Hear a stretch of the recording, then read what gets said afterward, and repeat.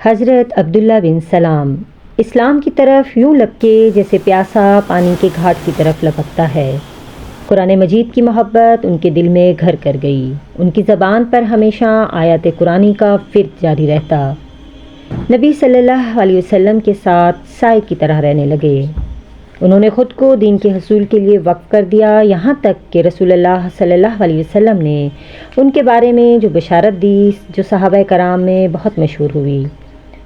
اس بشارت کی داستان حضرت قیس بن عبادہ بیان کرتے ہیں۔ میں ایک روز مسجد نبوی صلی اللہ علیہ وسلم میں حلقہ علم میں بیٹھا ہوا تھا۔ اس حلقے میں ایک شیخ تشریف فرما تھے جن کی طرف سے دل کھنچا جا رہا تھا اور طبیعت ان سے مانوس ہو رہی تھی۔ وہ لوگوں سے بہت پیار اور میٹھے انداز سے باتیں کر رہے تھے۔ جب وہ کھڑے ہوئے تو لوگوں نے کہا، جو کوئی چاہتا ہے کہ کسی جنتی کو دیکھے تو اس شخص کو دیکھ لے۔ میں نے پوچھا، یہ کون ہے؟ انہوں نے بتایا، یہ عبداللہ بن سلام ہے۔ میں نے اپنے دل سے کہا، اللہ کی قسم میں ضرور اس کے پیچھے جاؤں گا، اور پھر میں آپ کے پیچھے لگ گیا۔ وہ چلتے رہے، قریب تھا کہ مدینے سے باہر نکل جائیں۔ پھر وہ اپنے گھر میں داخل ہوئے۔ میں نے ان سے اندر آنے کی اجازت طلب کی تو انہوں نے مجھے اجازت دے دی۔ انہوں نے دریافت فرمایا، فرمائیے کیسے آنا ہوا؟ میں نے عرض کی کہ جب آپ مسجد سے نکل رہے تھے تو میں نے قوم کو آپ کے متعلق یہ بات کہتے ہوئے سنا کہ جسے جنتی دیکھنا ہو تو اس شخص کو دیکھ لے۔ یہ سن کر آپ کے پیچھے پیچھے چلا آیا تاکہ یہ بات معلوم کر سکوں کہ لوگوں کو کیسے معلوم ہوا کہ آپ جنتی ہیں۔ آپ رضی اللہ عنہ نے فرمایا، بیٹے، اہل جنت کے بارے میں اللہ بہتر جانتا ہے۔ میں نے کہا، یہ تو درست ہے، لیکن لوگوں نے جو رائے آپ کے متعلق قائم کی ہے اس کی ضرور تو کوئی وجہ ہوگی۔ وہ کہنے لگے، میں تمہیں اس کا سبب بتاتا ہوں۔ وہ فرمانے لگے، رسول اللہ صلی اللہ علیہ وسلم کے عہد مبارک میں ایک رات سویا ہوا تھا۔ میرے پاس ایک شخص آیا، اس نے مجھے کہا، کھڑے ہو جاؤ۔ میں کھڑا ہو گیا۔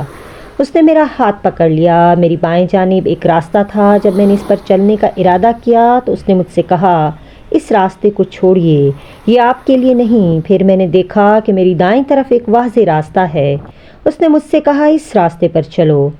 میں نے اس راستے پر چلنا شروع کر دیا، یہاں تک کہ میں ایک بہت وسیع سرسبز و شاداب باغ میں پہنچ گیا۔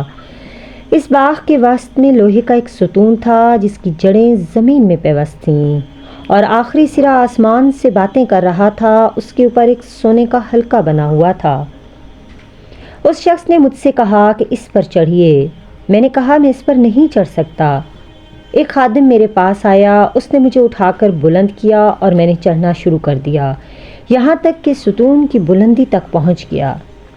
میں نے سونے کے حلقے کو اپنے دونوں ہاتھوں سے تھام لیا۔ میں اسی کے ساتھ چمٹا رہا یہاں تک کہ صبح ہو گئی۔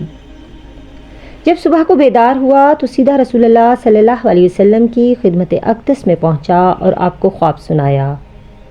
آپ نے خواب سن کر ارشاد فرمایا، جو تم نے اپنی بائیں طرف راستہ دیکھا تھا وہ اہل نار یعنی دوزخ کا راستہ تھا، اور جو تم نے اپنی دائیں طرف راستہ دیکھا وہ اہل جنت کا راستہ تھا، اور جو تم نے سرسبز و شاداب باغ دیکھا ہے وہ اسلام ہے، اور جو اس کے وسط میں ستون دیکھا وہ دین ہے، اور ستون کے اوپر جو سنہری حلقہ ہے وہ عروۃ الوثقی ہے۔